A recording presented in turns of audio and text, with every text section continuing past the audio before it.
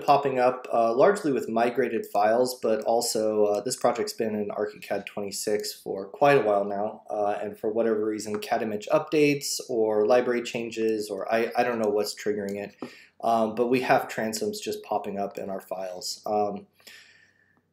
If it pops up prolifically through the entire file, we should look at backups and rolling back a backup. If it's just one or two doors, I want to walk you through the fix because it may not be that intuitive. For example, here looking at the door settings, the door height is actually correct.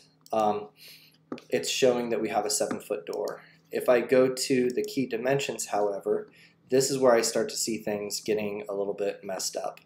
And I'll notice here that the G dimension, which is a little bit hard to see what it's talking about there, it looks like it's talking about H. H is 0. G is actually this overlight, is what Cadimage calls that.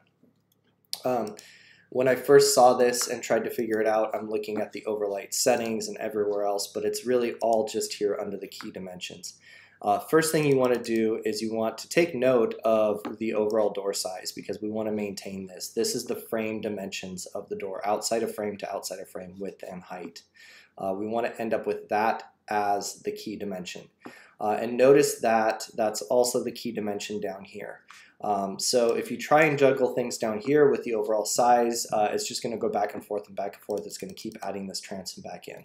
So we want to zero this out first of all. Now it messes with that F dimension. So we want to put that back at our 7 foot 1.5 inches. Sometimes this works, sometimes it doesn't. Here I can see that it's, for whatever reason, 7 foot 1.5 didn't want to stick.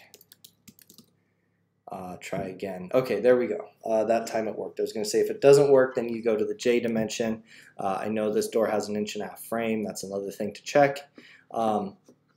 Make sure that the frame dimension is set and not getting thrown off either, because sometimes you do have to go back and forth.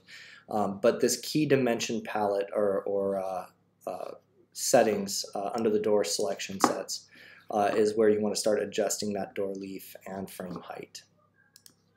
After that, we see the door pop back with the exact dimensions that we need to see.